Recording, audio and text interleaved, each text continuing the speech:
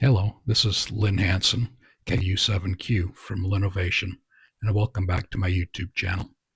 Today I'd like to take a few minutes and go over some of the changes that I've added to the latest version of CTR2-Dial firmware.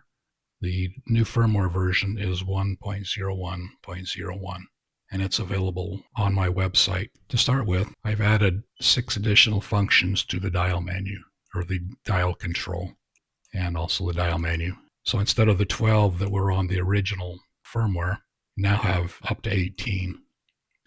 You'll also notice that I've changed the graphics on the dial control. I've decluttered the VFO screen, which is basically just run your finger around the outside ring to change your frequency.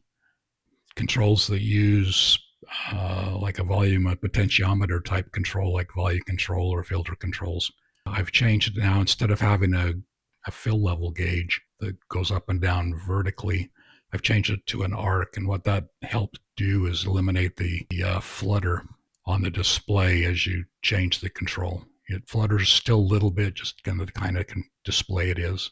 But you'll see that it's a lot smoother now, and it's more intuitive of what the level is when you look at it.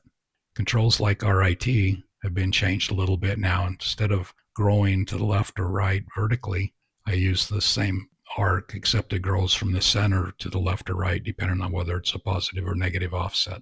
As in the previous firmware, if you touch the label in the middle of a offset type control, it'll zero that control. If I touch the label itself when it's zeroed, or any other label, it'll go to the dial menu.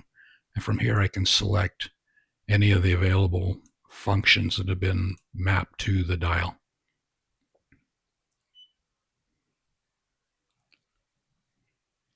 Another option that I've added, you'll notice that the dial menu has a blank control. It hasn't got a label on it. That means that it isn't being used. I can select it and you'll see that it doesn't show any label. It can be adjusted, but the value doesn't go anywhere other than to MIDI control 117.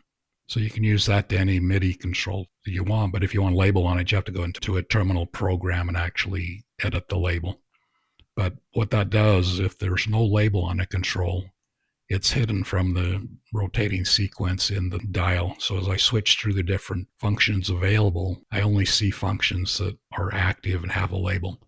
This helps if you're using remote ham radio where you only use a few dial functions. Maybe you only have 3 or 4 dial functions that you use. You can set the labels on the 4 functions that you use, and those will be the only ones that you'll select from on the dial menu.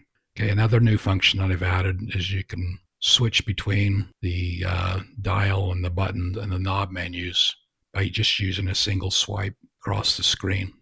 Basically, you swipe from right to left or left to right in the middle of the display, and it's pretty tight. You have to swipe right across where the center row of buttons are. So if I swipe left to right, I'll go back to the dial. If I'm on the dial and want to go to the button menu, I swipe right to left. Another feature that I've added to this version of firmware is the ability to change knob assignments on the fly. In this case, on the knob menu, I can just choose from one of the knob functions, and the knob will become that function regardless of the selection on the dial. So I can use the dial to adjust one function like frequency or volume, and I can use the knob to adjust the function that has been assigned to it. So if I go back to the knob menu, I can pick any one of these functions and assign to the knob, and that'll be the knob's function. One thing that I've added in the new firmware is the ability to change these options on the fly. So for instance, if I decide I don't want to have bandwidths programmed into this function here, I just touch it when it's selected. Now, when I've got it selected, I can change that function to any function that's been mapped to the dial. And now the knob becomes that function. The only one that doesn't work on is the first one, because the first entry with the asterisk basically means follow whatever is on the dial. So I have the volume selected on the dial now. If I change it to AGCT now, I can't edit that function. That concludes the overview for the CTR2-Dial version 1.01.01. If you have any questions, leave them in the comments below, or you can email me directly. My email address is goodinqrz.com. 73.